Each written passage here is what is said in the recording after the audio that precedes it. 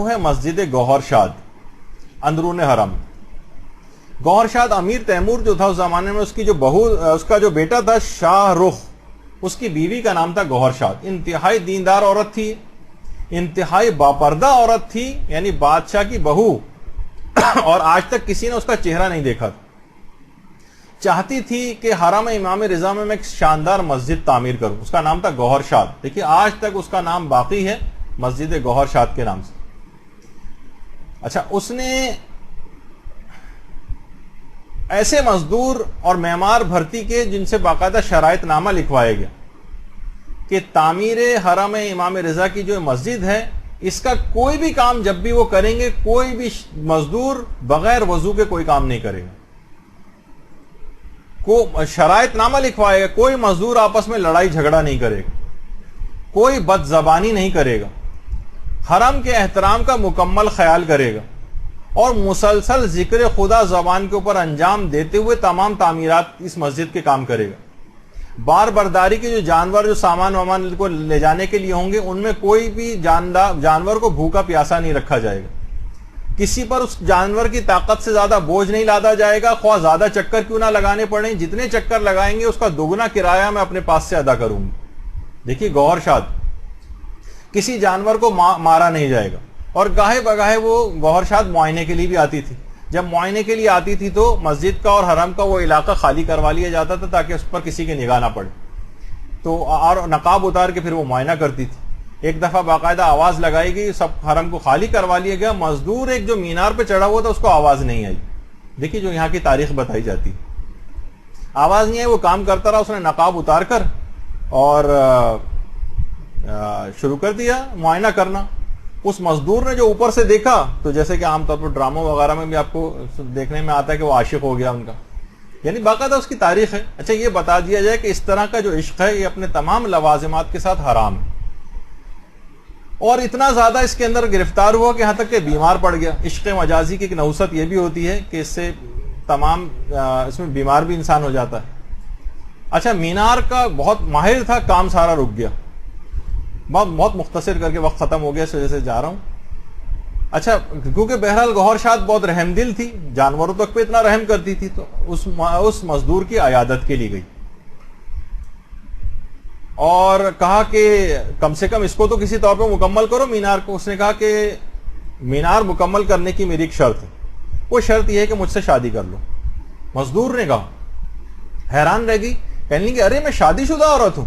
کہا کوئی مسئلہ نہیں، اپنے شوہر سے طلاق لے لو. ایک اور بات بتا دی جائے، فقہی مسئلہ ہے کہ کسی شادی شدہ عورت کو نکاح کا پیغام دینا یہ حرام ہے. حتیٰ کہ اگر کوئی عورت طلاق رجعی کی حالت میں بھی ہے تو اس سے کوئی ایسی انڈرسٹینڈنگ یا بات چیت کی اب تو تمہارے شوہر سے طلاق ہو رہی ہے، اس کے بعد ہم دونوں آپس میں شادی کر لیں گے، یہ والا بات چیت کرنا بھی حرام. طلاق رجعی میں بھی شوہر جو ہے وہ اس سے رجوع کر سکتا ہے. ابھی تک وہ پہلے شوہر کی اجازت کے بغیر بلکہ گھر سے باہر بھی نہیں جا سکتی.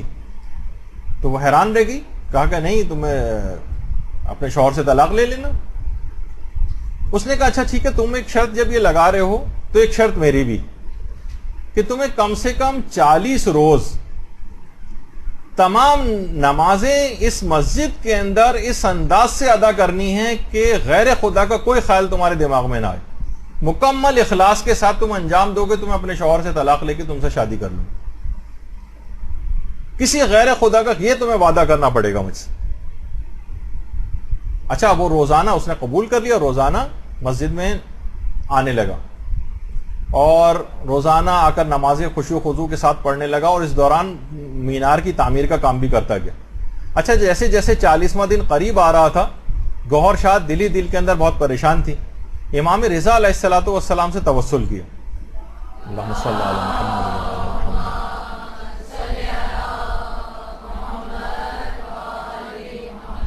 کہا کہ شوہر سے میں بہت زیادہ محبت کرتی ہوں، اس نوجوان کا دل بھی میں توڑنا نہیں چاہتی، مولا آپ ہی کوئی حل بتائیے.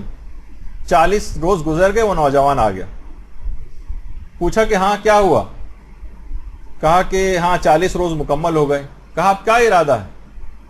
نوجوان نے، کیا میں طلاق لے لوں اپنے شوہر سے؟ اس نے کہا نہیں، اب اس کی کوئی ضرورت نہیں، تم اپنے شوہر کے ساتھ خوش رہو، مجھے اپنے پروردگار کے عشق حقیقی کی دولت اب مجھ کو مل گئی. اللہم صلی علی محمد۔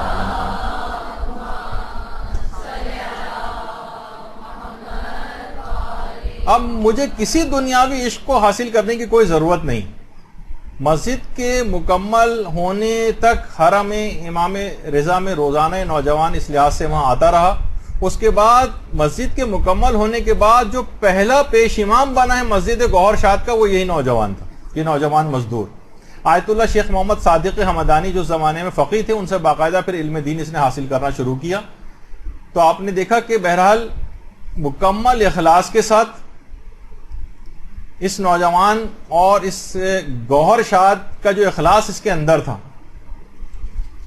اور اس لحاظ سے جو ثواب جاریہ کے کاموں کی اس کی نیت تھی کہ ایک ایسی مسجد میں بناؤں مکمل اخلاص کے ساتھ، آج تک اس کا نام اس مسجد کے نام کے ساتھ جڑا ہوا ہے۔ مسجد گوہر شاد حرم امام رضا کی مشہور ترین جو ہے مساجد کے اندر سے ہے۔